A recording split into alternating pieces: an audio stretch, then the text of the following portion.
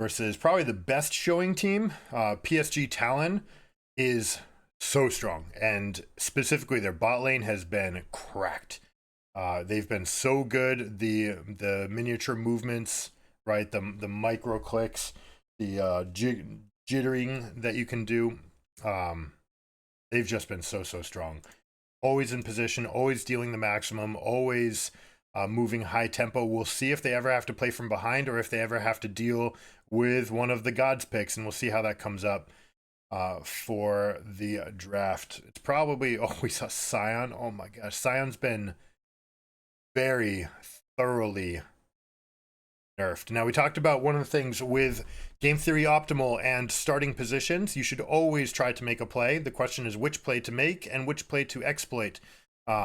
BDS knows that you can take multiple different avenues. You can try multiple different plays. Try to see what path they're trying to take. Just knowing that they're going to cheese doesn't mean that you know what the flavor is going to be, right? Is it going to be pepper jack? Is it going to be Swiss? Is it going to be Gouda? This game, it looks like we might have a more bland flavor, a little bit of American cheese here. Opting to not do anything just yet. Instead, they're moving into Zeri. And my goodness, this countering early game with late game. They're going for Zeri, Azir, Sion scaling. Oh, this is a big deal, actually. Oh, are they going to do an Adam? Are they going to do a Sion leash? This is so cool. I hope they do it. Okay, so you do this, you basically one-shot the entire camp. You can smite this actually as the Sejuani. It doesn't really do much because look at how the little ones have to die anyways. You normally also kill this camp in 2 Ws as well. So it doesn't get them that much, okay? We'll be honest. It does preserve a lot of Sejuani's HP, which will help. It also means that in this top lane, you were going to be giving up prio anyway, so that's not going to change anything. But you see just how they're thinking. They're always looking to do something. They're always looking to springboard somewhere on the roster. I wonder how much they've actually practiced that and compared it to their normal clear, because it didn't look like it changed that much. So I got a little bit overly excited for what was going on. But yeah, when it comes to knowing that there's going to be cheese, that doesn't mean that you know what the response is, right? When we talk about game theory optimal, it's an unexploitable, balanced approach to playing the game correctly, right? You're maximizing your chances of success over and over and over. And then you're also making yourself unexploitable. And by changing the things that they're doing at different level 1s, 2s, and 3s, it means that what's the answer? What's the correct answer to beating this? If you can convince your opponents to just play standard league like Golden Guardians did, then they're just going to get walked over because they don't know what's going to happen. They're also going to be stuck to their own turrets. You're going to get the push in every single lane because there's nothing that they can really do to stop you. But anyways, looking at this game, what we're going to have, Kennen's going to have a free lane here. That's why you see the call into Sion. Basically impossible for Sion to ever do anything until level 6. At level 6, there is a little bit of pressure there. But mostly they're just going to try to scale up through this lane. Sion's going to use his infinite HP scaling to try to get as big as possible. You saw the early Q, which I'm going to say, but basically almost definitely went as W immediately after. Wants to start stacking up the extra health as quickly as possible. And then later in the game, you're just going to say, all right, I'm going to be this immovable object with a pivot for Sejuani, Azir, or Zeri, right? Like, myself and Sejuani will form one line, and Azir, Zeri form the next. And like, where are you guys ever going to get your pressure from if you can't chew this? Because you are Jace, Kennen, Kaisa. Like, is Kennen really going to try to dive into all the tanks before anything else happens? Who knows? Probably won't be able to find that. And also, they've got this Zeri who, despite being nerfed again, is going to find a way to make it into Worlds. We were thinking whether or not she got scuffed enough. But the truth is, with this type of comp, this is the carry you want. You want the biggest carry for the end game with the perfect kit to get everything. I think that chances of a pentakill here are as high as any game that we've seen. The question is, though, can PSG get enough done in the early game? Ooh, Sejuani actually knocked those into the sapling. Is that they get hit A little bit of a steal for Junja. But are they going to be able to get enough done in this early game? Jace, Kennen, Kai'Sa spiking. What are they going to do? Now, also, Kai'Sa's going to be left in a particularly interesting spot. Do you go with the meta build that is armor pen, but then you're facing against 2 tanks and you might never get attacks off? Most likely, I expect this to be the game where we see, I would like to see the Umbral Glaive into Collector, into Rageblade build played. So you get the maximum out of the early game, and then you get scaling as well. We shall see. That will be yet to be determined. With that build, it also gives you some flexibility whether or not you want Zhonya's or Nashor's Tooth to be able to turn on your other spells. Usually they're going to go Nashor's to get the E-Evolve as well, especially with any kind of on-hit build. You really want to have that invisibility to buy yourself some space. But the early proactive play does go to BDS. We do see a QW, or yeah, WQ from Alistar. Headbutt into Pulverize. Very traditional combo. This is something you can do to Rakan. Now, Alistar is just the biggest stat beef stick in the game, unintended. He is just an enormous slab of beef. And you can, with certain combinations, play for level 1s. Specifically, Ashe is the one that I want to see. But you can also do it with Kalista. You can even do it with Kai'Sa because she will get the empowered execute off on her passive.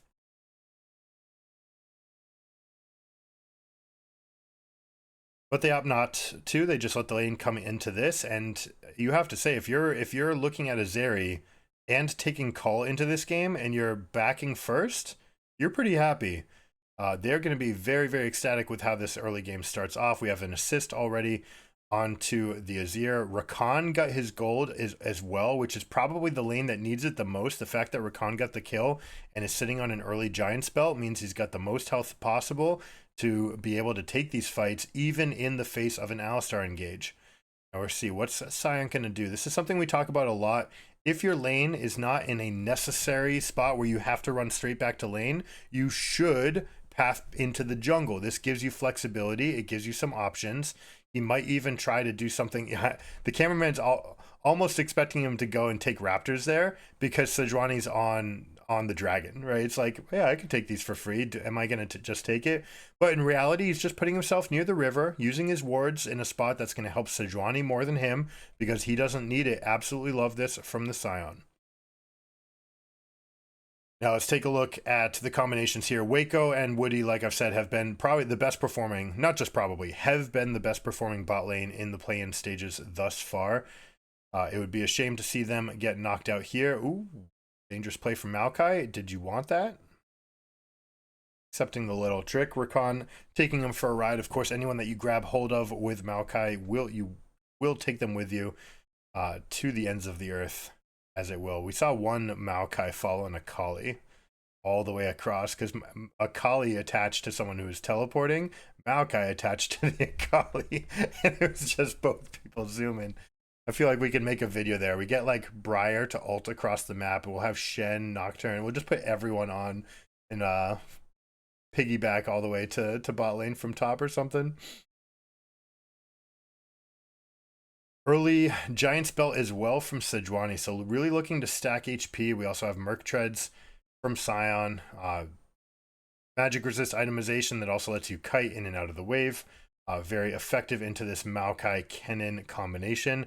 It's going to be very difficult for them to ever punish the Sion pick, but that said, Sion is just so weak. He had his time in the limelight.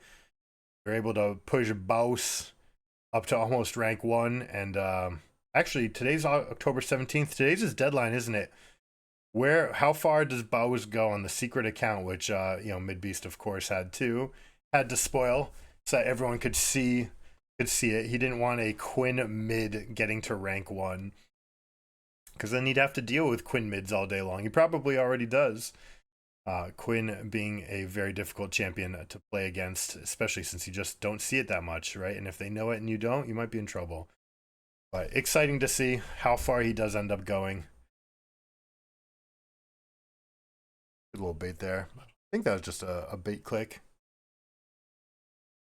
All right, so Prio in the lanes means that they go into the southern quadrant. They're able to take these for themselves. Sejuani able to take away a camp. They could even go for Krugs here. You end up with a very deep control ward, but this is almost definitely spotted because of that ward on the Raptors. So they will know how far Azir went and how far they didn't go. And that should tell you exactly where this control ward is. But look at this line of vision right here. 4 deep wards. This is basically too much. This combination is going to create some amount of redundancy. But this is something that we gave Loud credit for.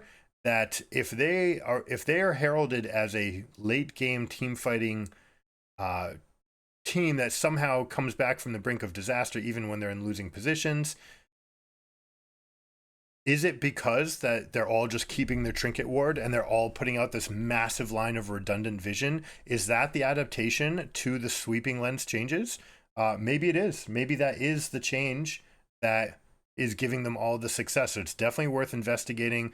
What they're basically doing is, now that sweeping lens has a shorter time frame, much shorter time frame, they put out this redundant line of wards, and they say, okay, we've got so much here that you can't sweep it all out, that we will keep wards. It means that our teleports are always online. It means that we always have this position to go for battles, and we also know what your rotations are. More likelihood of picks, more likelihood that we can make rotations before you because we have information, or I should say better than you, because we have information that you don't have. We see you moving, you don't see us moving. That means we have the advantage. We'll see if that turns anything into this game. They see the pick. Going on to Alistar is never going to bear fruit. You've got the ultimate. They do get the ultimate. Sejuani ultimate is traded for Alistar's. Zeri, perhaps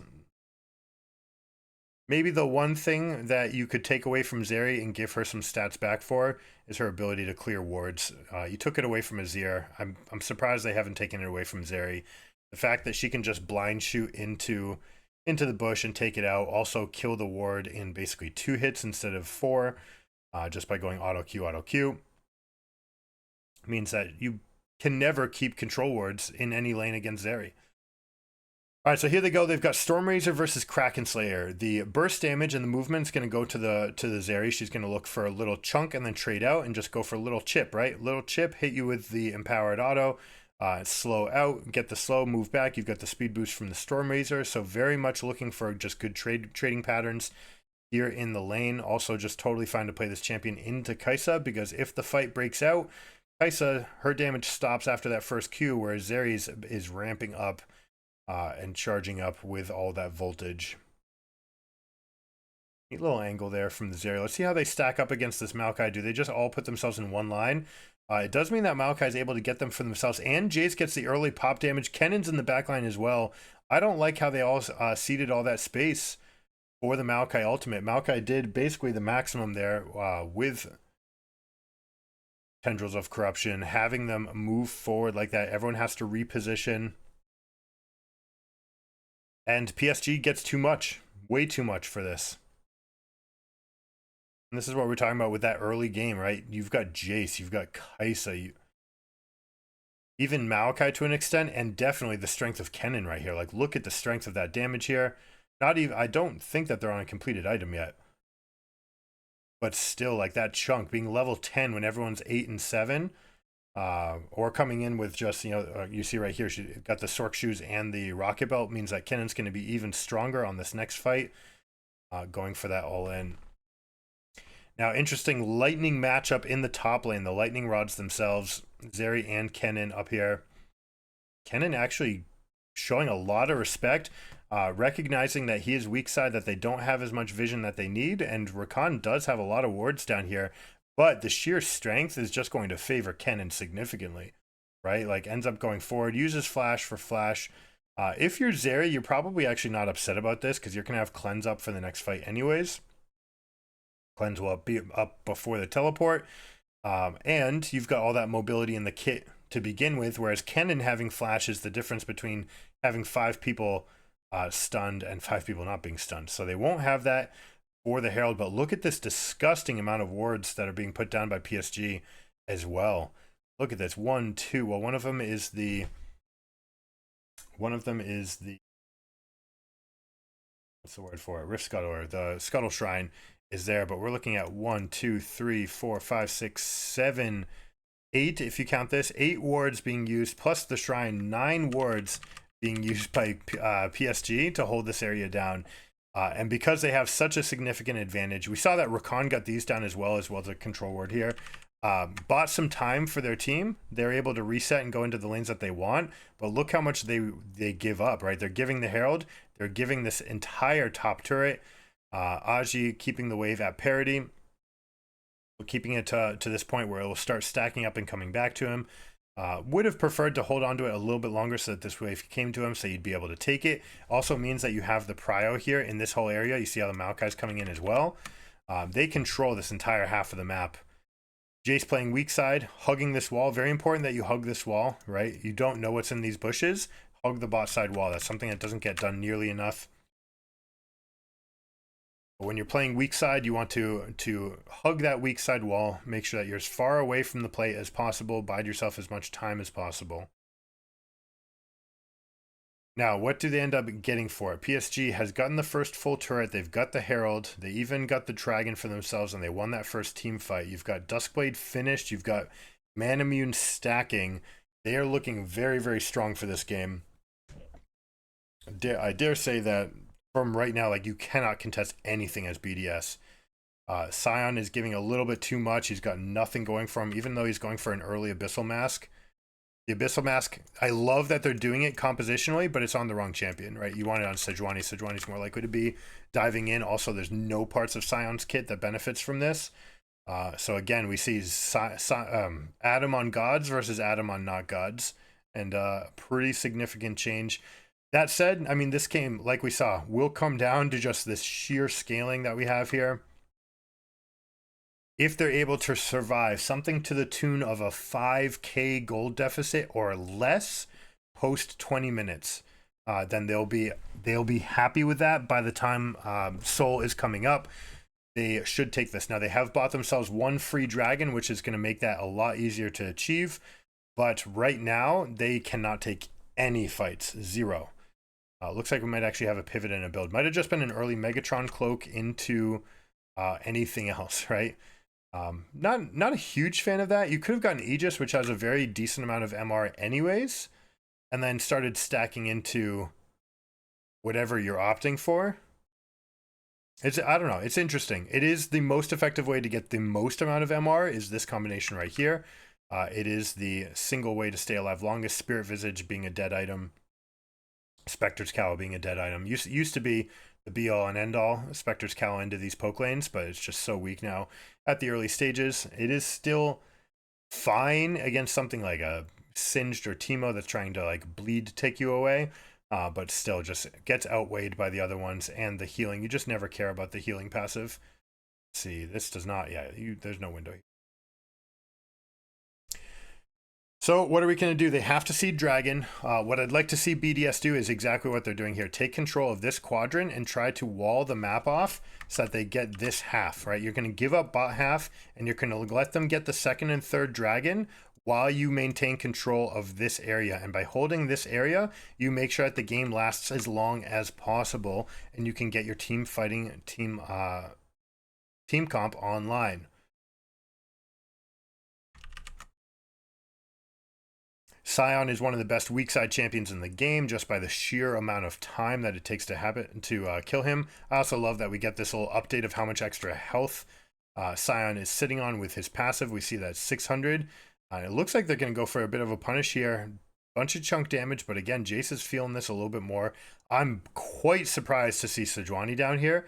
It looks like they're trying to answer the answer. It's like, hey, I'm weak side Sion. You've got people down here. Maybe you'll get enticed by trying to dive him. But investing any amount of time down here means that you lose all the prio that you created for yourself in this area. Like I said, now you see they've got no residual vision, just one behind mid lane, and then they've given up the beach control wards and another ward here. So this line is going to be able to move up.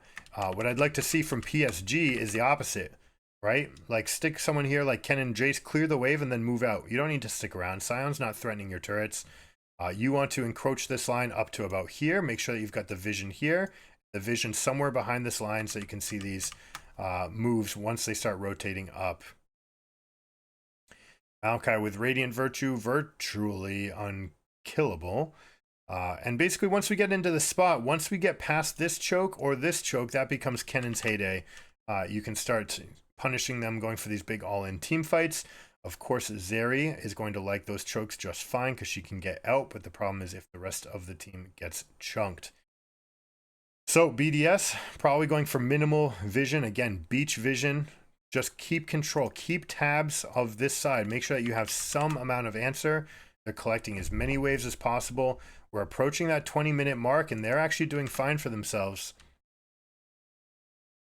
by keeping this lane set up. Now, mid prio, Kai'Sa and Jace moving towards mid means that it looks like PSG is ready to start the squeeze. This is the big spike that you're looking for from Jace. We've got Last Whisper plus these two. It means that you're not even afraid of the tanks. The tanks are not big enough yet. You're still going to be able to deal enough damage with this combination. And you basically can deal 60% of someone like Zeri or Azir's damage right away. Very interesting. We see a second item, Void Staff here. Now, usually this is slightly worse at this stage, but it makes it slightly better going into the third stage where you go into third items. You do want to have it by third item. You want to have it before third item even, as some of these champions stack up resistances, and we see it from the Maokai. This absolutely pivotal pickup right here. Again, we said 40% of Kai'Sa's damage, including all of her execute, plus the W, which becomes a tremendous part of her kit late game. You just end up dealing so much damage with it. Plus the fact that you're diving with Ken and Maokai means that you want to be taking those resists. So Maokai is in a very nice position here. 21 minutes. You don't see this very often, but it is a nice cheap build. 2,700 or less for both of these items.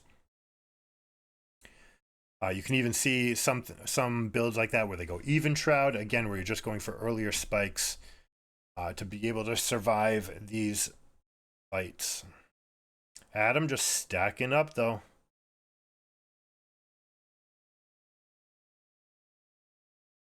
BDS has a very clear game plan this game. It's to survive, survive, survive. I want PSG to up the tempo. I put tempo on the rift. I expect them to keep prio here, get vision behind enemy lines in the northern quadrant, and then they can use that to create chokes. You can use sapling vision. That's the one thing that I don't like from this build, is that there's no source of poke from Maokai. This is very much about the all-in, which probably is what's going to be happening. You're kind of enticing them to come towards you with this sort of composition where you want Ken and Maokai, Kai'Sa, Alistar especially. But they haven't made an action that actually forces BDS to commit to them. So this is absolutely favoring BDS. I'd like to see more tempo from PSG. Try to generate momentum in a direction that forces the enemy team to come to you. Now check this out. Sion actually showing up, willing to just sit here and block Jace Qs all day with his body. That is his job right here. Soaking up an entire... Was that an empowered Q as well from Kai'Sa? It looked like it was, and it didn't do anything to Sion. Of course, with no lethality, no armor pen of any sort, means that Kai'Sa Q kind of tickles these tanks. Even though it's empowered, it just does nothing. They're even looking to contest right now. So they're saying, you know what? We're all on 2 items. There's only a couple people with half item gold leads here, so we're happy to take this.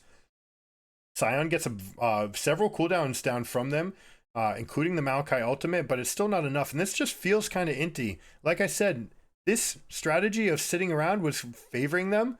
And nothing could come out of this, but they end up repositioning this fight. They stay alive long enough, and Zeri's going to take over from this point on. She's got full stacks on the passive, continuing the move speed to move up, but they end up redrawing their scrimmage lines and coming back. But if you're BDS, I almost feel like that's best case scenario, right? That you almost maybe get some amount of damage back.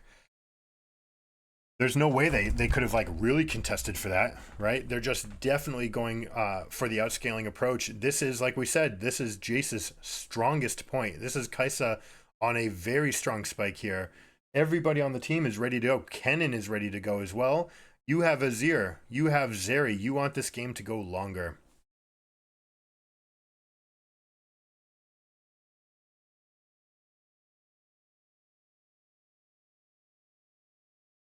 how they only lost nobody is crazy to me, right? Like, it is unreal that the Maokai ultimate, which got them all to group up, which turned into a Kennen full flank 4-man full stack of his ultimate going off. The fact that that didn't amount to kills was pretty incredible.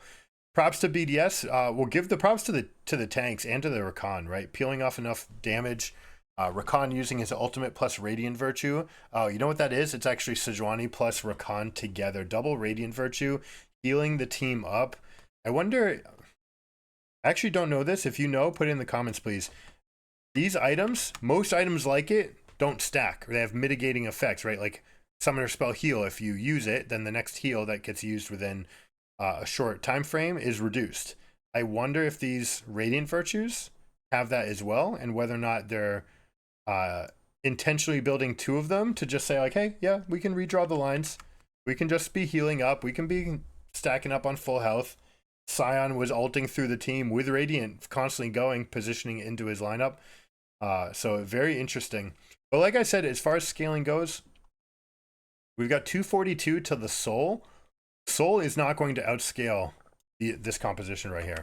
They're happy. I mean, they're probably going to fight for Soul, but even if they lost Soul, as long as their waves aren't in a bad spot where they're losing inhibitors as well, they're going to be happy to just continue scaling, and they will be capable of winning a fight down Soul, but somewhat even in gold and level 16, right? Once you start looking, like, look at these champions right here. They're all approaching level 16, getting full access to waves. PSG has not had the tempo requisite to close this game out. Aji first to 16, though. That is going to be their biggest source of power. What they're going to use to try to carry this fight. Whether or not he can get through Protean Hulk and double Radiant Virtue from Sejuani and Rakan is yet to be seen. Plus just the sheer amount of peel that they've got going for them. We've seen this Rakan adaptation, you know, previously lots of Shirelias and Lucid Boots to be very proactive, but you see this being a more peeling build for a Rakan. Where you can just turn your ultimate on and hold people off as they're diving you, as they necessarily need to run through you, so they get charmed. All right, mistake. Kennen. This right here, like we talked about in the last series. Unless you're getting something immediate, all right. This is his teleport. He's considering this the immediate play. Okay, that's fine. They end up this works because they got the pick on Sejuani, not because of the teleport. And in fact, Kennen almost dies for his efforts here, right? So you see how little he got, and now this wave is just kind of sitting here, and it's not really going to do anything for them. He could have stacked this wave just by killing the casters right here. You just kill the caster line, your wave will slowly build up. You'll got to reinforce, then here, then you got a triple stack, and then you'll go end up with 4 under turret. That is absolutely a play that you can create for yourself if you're willing to wait 2 minutes for the play and like count the timer, the amount of time it took Kennen to teleport here. Now you have this scuffed wave where you don't have access to it. You have to go deep into enemy territory, or I'll just say into enemy territory to collect it. It means that Kennen really just has to take this area first, walk it in, try to get some amount of vision, and then he can approach the wave. In the meantime, it's just going to be stacking for the other team. So it's safely stacking on BDS's side of the map while also creating a slow push, meaning that this is actually going to be a threat going this way because of Aji's mismanagement of the wave there. See the fight, battle lines are drawn. Junja ends up going further ahead than maybe they anticipated. Flashing over the wall. You talked about Wako being cracked out of his mind. He is solo carrying this fight. My goodness, jumping over to the backside of the fight, getting all 3, flashing over the Azir wall. This is insane how well this guy is playing. I can't wait to see him play against the best 80s in the world. It'll be a treat to watch if they win this series.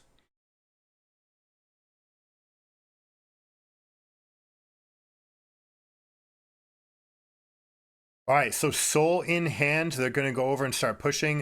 The reason that they're not sending Kennen's better to come off the flank. He also doesn't deal that much damage to the Baron, especially compared to Jason Kaisa, who are absolutely dealing tons. We're going to take a look at this fight again. Jace, does he use the Empowered Shock Blast? No, there's no QE there, so they're not even getting the attack speed. This is just Kaisa realizing that they can go for it. And you see how he also steps away from this bush, making sure that he goes away from the bush where he doesn't have vision. In fact, this could have easily turned if the team were more prepared. But like I said about the comps, this is going to favor PSG all day long at this moment. It's one more fight. If you're BDS, what are you doing? Why are you standing off at this dragon when you have the scaling team? It does not make sense. You end up not just losing this, but you lose the Baron as well. You could have set up, you could have staggered a little bit longer, you could have waited for Soul. You're just not in that great of a spot. Kai'Sa's incredibly powerful. Oh, people think that you have to fight for Soul. You do not. Soul is not game changing. The fact that you were ahead enough to get 4 dragons is often what is game changing, and getting the Elder while having that lead is what's game changing. The Soul itself, yes, it's good. It's solid. Obviously, it's great. And obviously, when you're playing now live on 1320, each of these individual dragons value has gone down, but the Elder and the Soul value goes up. So you will have a bigger spike off of Soul, that's for sure. But in this game, was it worth mortgaging your entire game plan for trying to hold on to that one line and just getting ripped apart by Kai'Sa? Ooh, nice little dash back. Maokai's going to die for this. Zeri getting a free ultimate in the backline, on her own backline, I should say, without ever having to present a target, means that they do punish Maokai. That is the 3rd time that Junja has been brought on a ultimate voyage using the twisted advance, dashing forward onto someone and then getting pulled back into deeper positions that he wanted to. So we'll see if he's willing to restrict himself here. Like this play by Adam, willing to use all of his HP to come up here. Kai'Sa just going to get this execute. Ends up not getting the mechanical, the last hit on the auto attack. Maybe could have gotten one step. I do see this control ward took a hit, so I almost wonder if when he arrived, he lost an auto attack to it. I'm going to say yes, because it looked like he should have gotten that kill. Nice little focus by PSG, realizing, hey, a lot of those cooldowns were burst to kill the Maokai, which means we're still actually strong. Maokai is just a support after all, tank engage. We still have all of our gold on all of our carries. We're able to chunk through people. Plus we have that Ocean Soul. This is where the value comes in, where you have this like mitigated fight where not all the damage comes up. You don't play all the way out. You go for a chunk and then you come back and you collect. Ocean Soul is a very slow kind of progressive win to take, where you chip, you heal up, you chip, you heal up, you chip. It tends to favor champions with poke, like these 3. Okay, they can just constantly be throwing out their resources. They can also look for Alistar to just W in, for example, find a headbutt, let's get a little bit fight, but he never needs to try to turn on his chains. He can just say, okay, that was nice, all right, I'll step back now. Big chunk. Oh, the sidestep from Maple. That's the 2nd time this tournament he has done that on Jace. Wonderful to see, reacting to the animation of it, pathing around to get around the wall and get the kill for himself. Very nicely done. Now, normally you would go in this situation, you'd have people pushing up mid and you'd have your tank or your flanker, your fighter, I should say, your fighter flanker coming in through mid lane. But in this case, with 2 inhibs dead and an Azir dead, they're just going to go for the straight up win, straight up mid, and they're not going to waste any more time. They are missing a super from this mid lane. It will take them about 15 seconds for this one to come in, another 15 for this one to come in. But we'll see if they're able to just hold this position, kind of lock them into their base. Again, I've got Ocean Soul, you don't. This is really good usage of the effect. We're going to pin you as far back as possible, meaning that your approach to this turret defense is linear. As long as the approach is linear, it's predictable, and we can answer it, we can kite it, we can reposition. What we don't want is to have this happening, where you get 2 engages from 2 different angles, and you don't know whether or not you can get the threat onto Kai'Sa, for example, to start off the fight, because that's the one way they could lose this, is if Kai'Sa gets eviscerated right away. Hate the Sion pick. Really wish they would consider other alternatives here. If I mean, Kennen is very good into Adam's entire pool. This is something we spoke about with BDS. We anticipate that they probably just have to ban this pick. Maybe Rumble as well, because Rumble's just so strong in top.